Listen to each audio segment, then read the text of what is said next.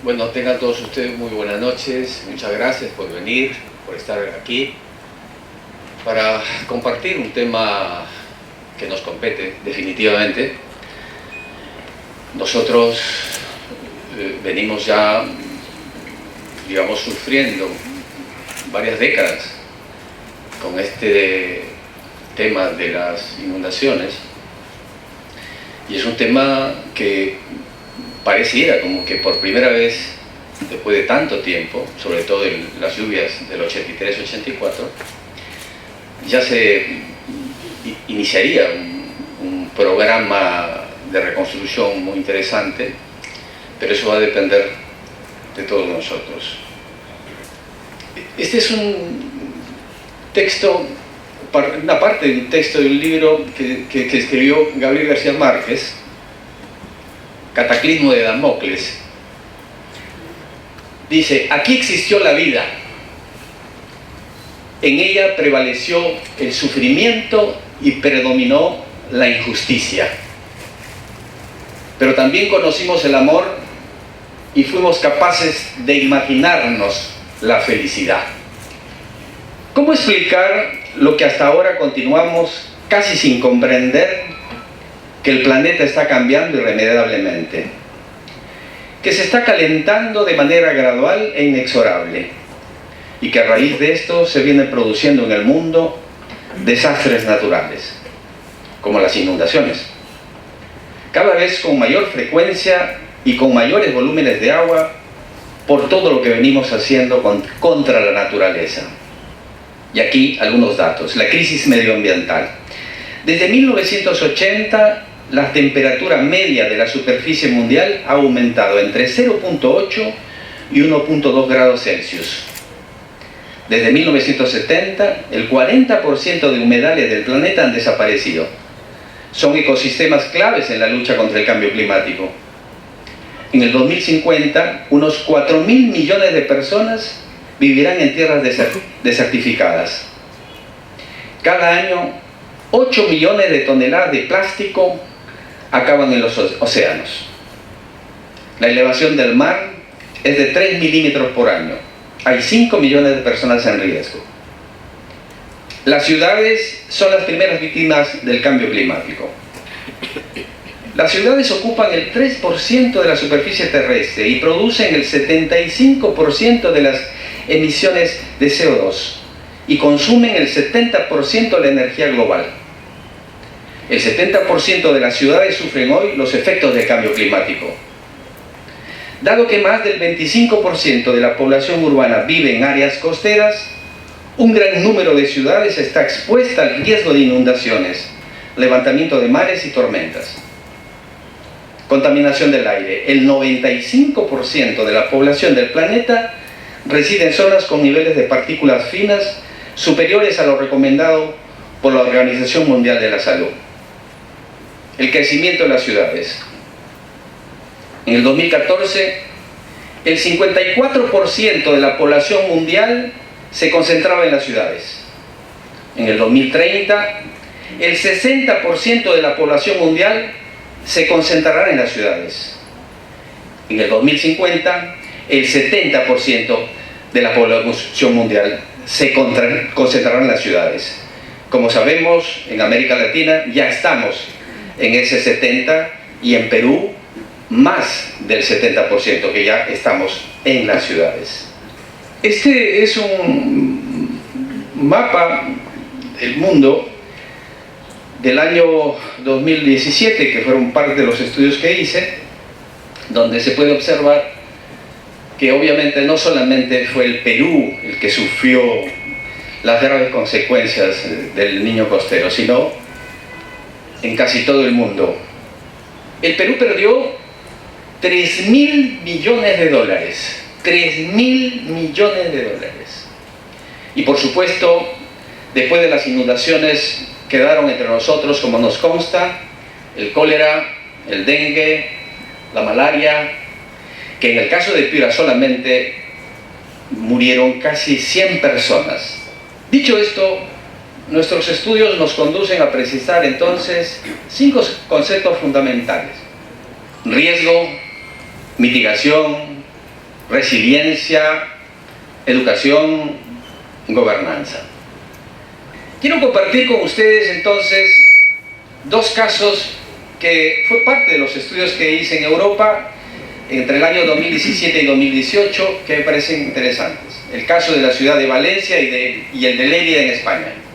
El primero, tratado de manera radical, cambiando el curso del río, y el segundo, creando una extensa zona de amortiguamiento a manera de un enorme pantano, con el cual permite que, ante la crecida del río, este se vaya filtrando en la ciudad lentamente e ingresando hacia un extenso y largo parque longitudinal acanalado que se inunda completamente en los casos de crecida, sin desbordar, y actuando como parque para la ciudad durante casi todo el año.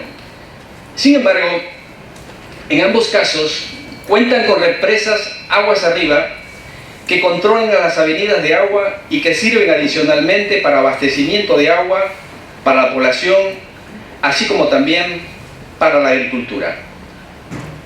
Bien, Valencia, en el primer caso, que está siempre para la costa mediterránea, en rojo, de una arquitectura contemporánea esplendorosa.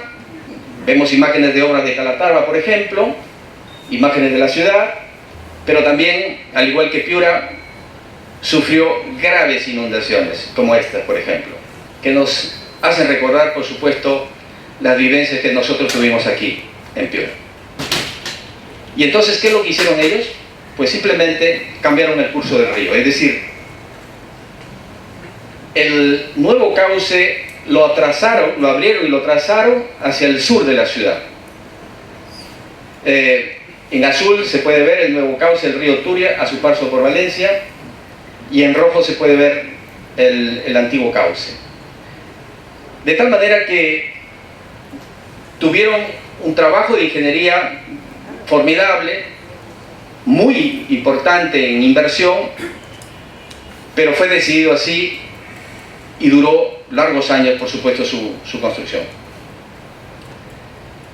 Y aquí podemos ver en qué cosa se convirtió el antiguo cauce. Ahí está, en rojo, el antiguo cauce se convirtió en el pulmón verde de la ciudad. Un eje verde, recreativo, de esparcimiento, donde toda Valencia pues hace las actividades, repito, de esparcimiento y de recreación.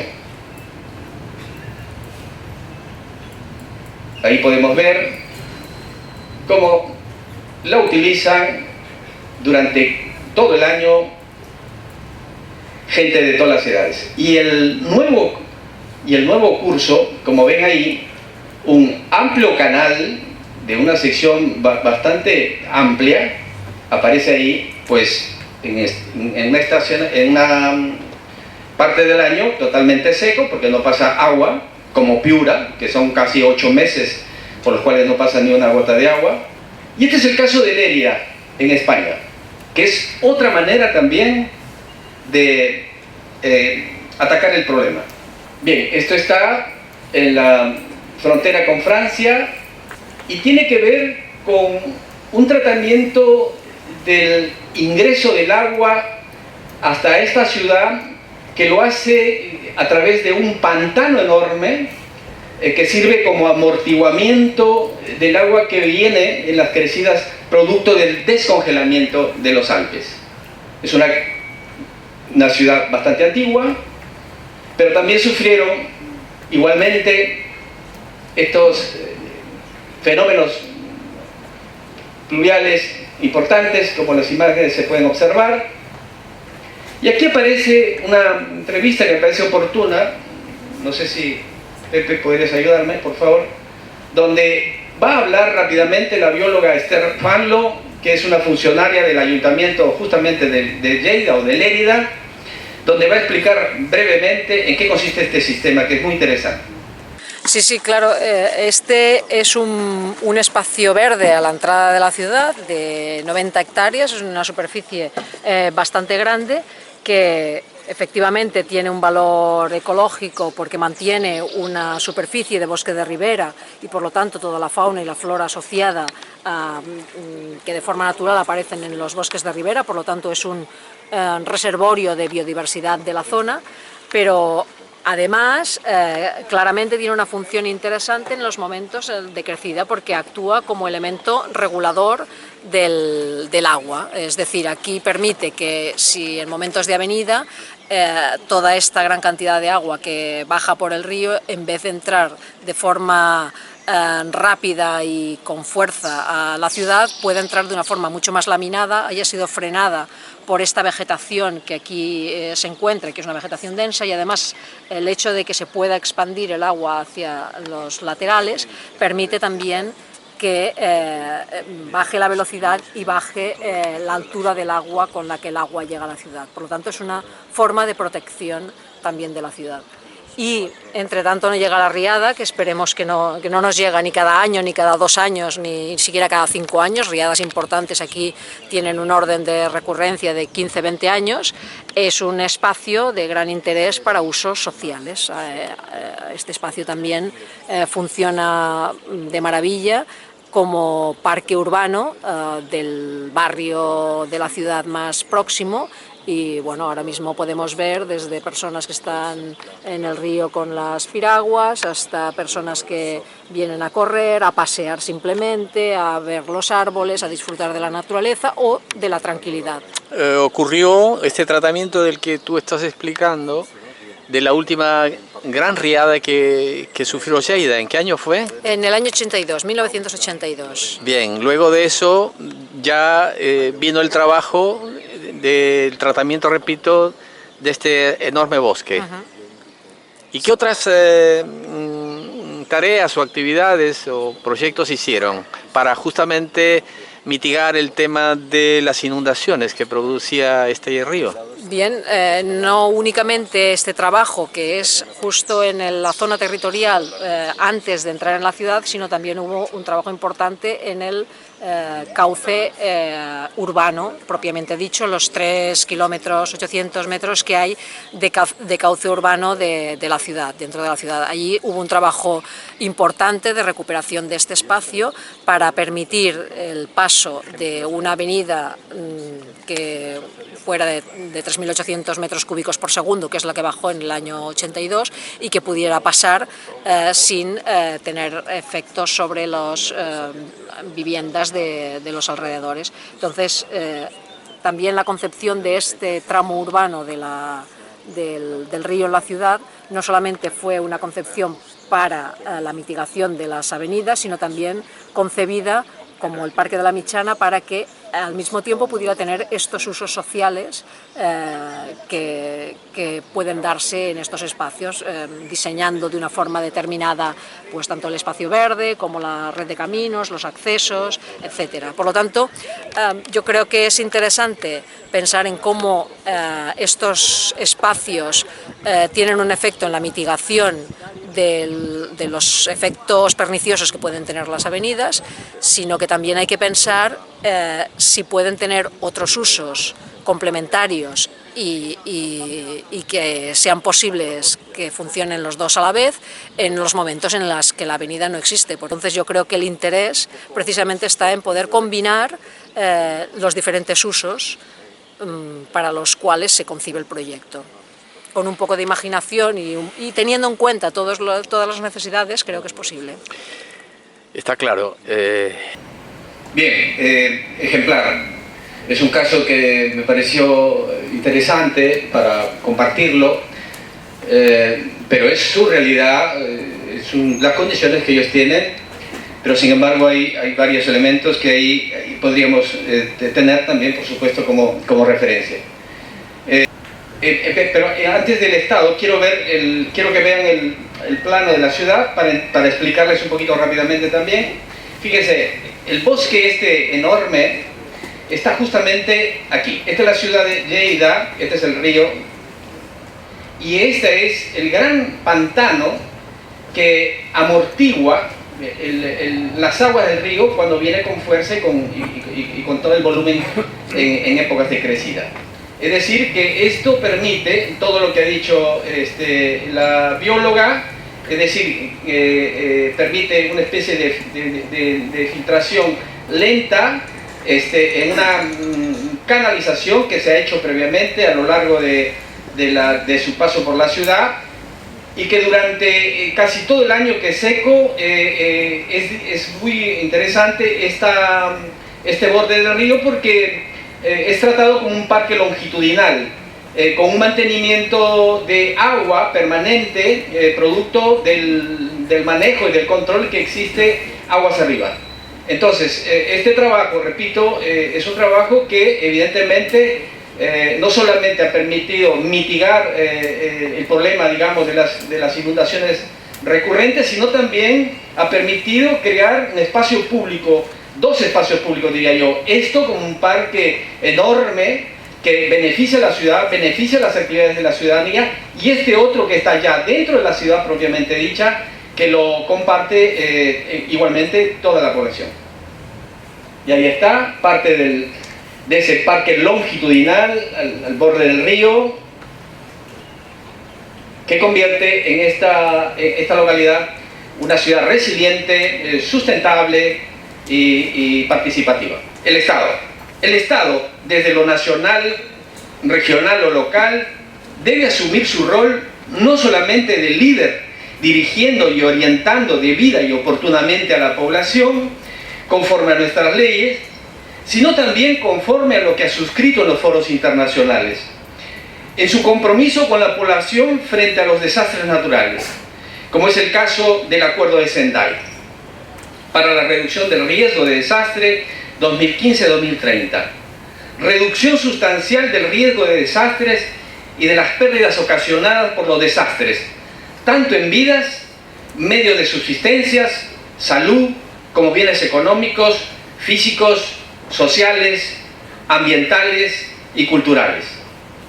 Prevenir la aparición de nuevos riesgos de desastres y reducir los existentes, implementando medidas integradas e inclusivas de índole económica, estructural, jurídica, sanitarias, social, cultural, educativa, ambiental, tecnológica, política e institucional, que prevengan y reduzcan la exposición a las amenazas y la vulnerabilidad a los desastres, aumenten la preparación para la respuesta y recuperación, y de ese modo refuercen la resiliencia, cuyos objetivos son, entre otros, reducir el promedio mundial de personas afectadas por los desastres, reducir daños en la infraestructura vitales y la interrupción de los servicios básicos, aumentar la disponibilidad y el acceso de las personas a los sistemas de alerta temprana de peligros múltiples y a la información sobre el riesgo de desastres. Siendo las prioridades de acción comprender el riesgo de desastre, fortalecer la gobernanza del riesgo de desastre para gestionar dicho riesgo, invertir en la reducción del riesgo de desastre para la resiliencia, aumentar la preparación para casos de desastre, a fin de dar una respuesta eficaz y reconstruir mejor en el ámbito de la recuperación, la rehabilitación y la reconstrucción. Recientes estudios demuestran que en el siglo XXI los fenómenos del niño y niño costero serán casi un 50% más frecuentes que en el siglo XX, de igual o mayor magnitud de los producidos hasta la fecha. Desde mi concepto, son 5 factores principales los que inciden sobre nuestros territorios por inundaciones debido al fenómeno del niño, el niño costero y otros. Primero, el inadecuado emplazamiento de infraestructura diversa en determinadas zonas dentro de nuestras ciudades. Segundo, creciente e indiscriminada ocupación del suelo con nuevas habilitaciones urbanas. Tercero, calentamiento global. 4, la ausencia o mínima prevención y ejecución de infraestructura de manera integral y planificada. Y quinto, creciente deforestación. La trágica experiencia de las inundaciones de marzo del 2017 nos desnudaron como sociedad. La parálisis casi total y el desconcierto frente a la catástrofe quedó como una imagen desgarradora e impotente frente a lo que hemos hecho contra la naturaleza. Recientemente, con las lluvias producidas en el verano del presente año 2019, se volvieron a repetir escenas similares, casi como una extensión de la tragedia del verano del 2017. La población, ante la ausencia de dirección y orientación de sus autoridades, quedamos casi inertes, sin reacción, sin saber a dónde recurrir, qué hacer, cómo proceder. Es por ello que es hora de definir a través de una sola entidad de coordinación y responsabilidad la dirección frente a este tipo de catástrofes. Pero además, es la sociedad civil organizada quienes tenemos que asumir un rol protagónico. Debemos tener muy claro los tres momentos de esta situación: emergencia, sostenimiento y reconstrucción. Para lo cual deben existir protocolos claramente establecidos, no solamente a través de manuales, sino con ejercicios prácticos, in situ, como se hace en varias ciudades vulnerables en el mundo. El éxito de todo lo anterior se producirá si es que todos entendemos en primer lugar lo que significa el riesgo, la amenaza, la vulnerabilidad, como es el caso de la presencia del fenómeno del Niño en nuestro territorio piurano, que data de tiempos inmemoriales, muy esperada por nuestros antepasados, por todos los beneficios que generaba su presencia, sobre todo por la agricultura, la reforestación de miles de hectáreas, entre otros, y su directa relación con el florecimiento de la vida misma. Toda esta experiencia de cientos de años se trastoca con la presencia de los conquistadores y la fundación de ciudades al borde de los ríos, sin considerar la experiencia de los lugareños, quienes prudentemente guardaron siempre las distancias para sus asentamientos poblacionales y además preservando para su agricultura las inmejorables tierras por los humos que contenían estas extensas áreas a los bordes de los ríos. Entendiendo el riesgo, podremos realizar actividades de mitigación, de adaptabilidad, de resiliencia. Haciendo uso de nuestra memoria, realizamos un recuento rápido de 4 fechas traumáticas que sufrió Piura en los últimos casi 100 años. Con las inundaciones de 1925, 1972, 1983-84, 1997-98. ¿Sirvieron para algo? ¿Como colectivo entendimos el riesgo? Pues yo considero que no. Y la demostración es evidente frente a lo que nos volvió a pasar con las recientes inundaciones de marzo del 2017, que con 3.468 metros cúbicos por segundo a su paso por el puente Sánchez Cerro de Piura y los desbordes producidos en los distintos puntos de la cuenca, trajeron como consecuencias más de 41.000 damnificados, 342.000 personas afectadas, 4.500 viviendas colapsadas, 4.200 viviendas inhabilitadas, 74.000 viviendas afectadas y más de 1 millón de personas indirectamente y directamente afectadas. Y una pérdida, como ya lo dije anteriormente, de más de 3.000 millones de dólares para el país por los sucesos de la devastación que produjo el Niño costero en el Perú en dicho año. Sin embargo, sabíamos lo que no teníamos que hacer y lo seguimos haciendo, pues continuamos deforestando, seguimos agrediendo a nuestro río de distintas formas posibles, no realizamos las tareas de mantenimiento establecidas, no construimos la infraestructura necesaria, por el contrario, construimos puentes que estrangulan el curso natural del río, ocupamos con infraestructura diversa áreas de la faja marginal del cauce natural que la misma ley de recursos hídricos vigente lo prohíbe. Han pasado más de 2 años de los trágicos sucesos de marzo del 2017 y hasta la fecha lo que se observa en las áreas rurales, como es la localidad de San Pablo. Antes algunas imágenes de los distintos tratamientos, o mejor dicho, tareas no efectuadas para prevención, como fueron las perforaciones de las defensas ribereñas, que se ven perforadas, y por supuesto los canales de evacuación pluvial sin ningún tipo de mantenimiento. Ahí está. Y hasta la fecha lo que se observa en las áreas rurales, como es la localidad de San Pablo, en imagen, lugar donde fueron reubicadas buena parte de los afectados, se ha pasado de las carpas a viviendas improvisadas, construidas con materiales precarios, con limitados servicios básicos que hacen un asentamiento insalubre, denigrante y deficitario.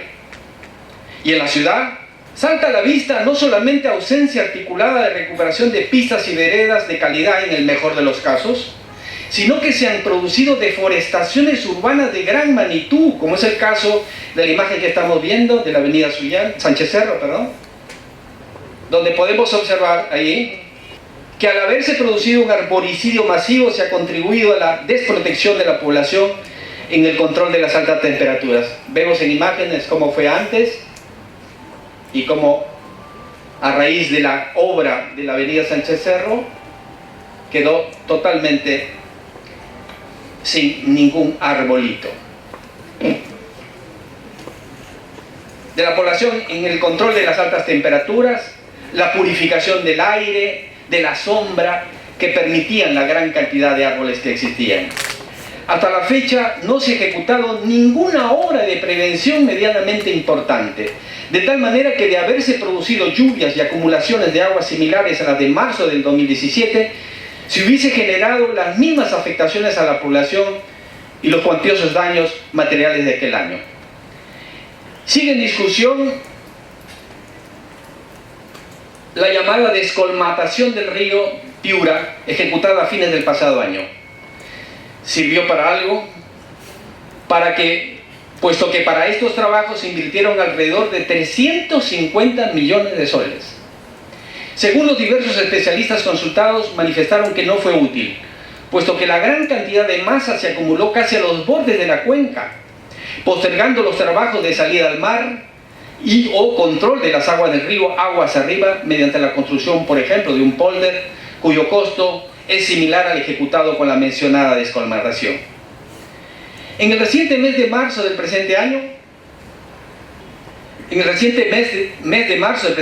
ante las lluvias que se produjeron en nuestra región y con un caudal de aproximadamente 1.700 metros cúbicos a su paso por nuestra ciudad, la población entró en pánico colectivo y muchos tuvieron que evacuar de sus viviendas y otros a pertrecharse como podían porque se difundía la versión de nuevas inundaciones.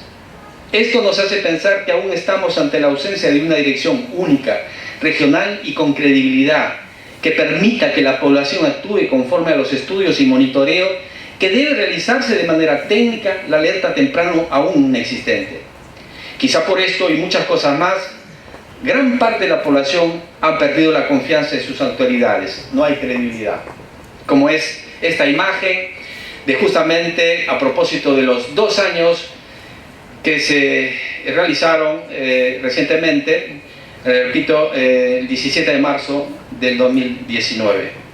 Finalmente, debo decir que el desastre sufrido en marzo del 2017 debe ser el punto de inflexión después de haber vivido hechos similares a lo largo de varias generaciones. Esta debe ser nuestra oportunidad y vivir con optimismo lo que debe ser nuestra Piura para el presente y para el futuro. El gobierno regional anterior otorgó la Buenapro a una consultora internacional para la elaboración del Plan Integral para el Control de Inundaciones y Movimiento de Masas y Plan Maestro de Drenaje Pluvial del área de los distritos de Piura, Castilla y 26 de octubre. Y por ahí hubiésemos empezado casi desde el principio, con el recojo de información valiosa de campo. Este plan debe ser la definición de una planificación urbana y rural, de manera integral, a corto, mediano y largo plazo, incorporando estrategias para lograr ciudades resilientes y sustentables en nuestro territorio, mitigando el impacto económico y social sobre nuestra población, pero además lograr nuevas ciudades utilizando la tecnología del siglo XXI que aprovecha los volúmenes de agua que vienen con estos hechos para el consumo humano, para la agricultura y para la recreación mediante la construcción de una infraestructura apropiada. En el corto plazo, como componente del mencionado plan, es necesario y urgente la construcción de obras que pudieran prevenir o mitigar lo que podría suceder el próximo año, con un nuevo periodo lluvioso. La propuesta es la construcción de un polder ubicado en Coscomba, hacia el oeste de la ciudad, capaz de contener 35 millones de metros cúbicos de agua que provendrían del río Piura a través de un canal de alivio ubicado hacia el norte de la ciudad, antes del ingreso de las aguas a la zona urbana. De una longitud aproximadamente de 8 kilómetros, de una sección de 45 metros y una altura aproximada de 5 metros, tal como lo presentaron un grupo de especialistas de nuestra querida Piura. Por otro lado, es impostergable la creación de un ente regional descentralizado y autónomo, reconocido por el Estado peruano, que garantice en el tiempo la conducción de la estrategia y la ejecución de la reconstrucción de Piura, la misma que durará largos años, estoy seguro. Para culminar, considero que es hora de asumir como sociedad organizada un rol protagónico frente al riesgo, la mitigación, la gobernanza y la educación, con el fin de construir ciudades resilientes para el presente y para el futuro. Muchas gracias.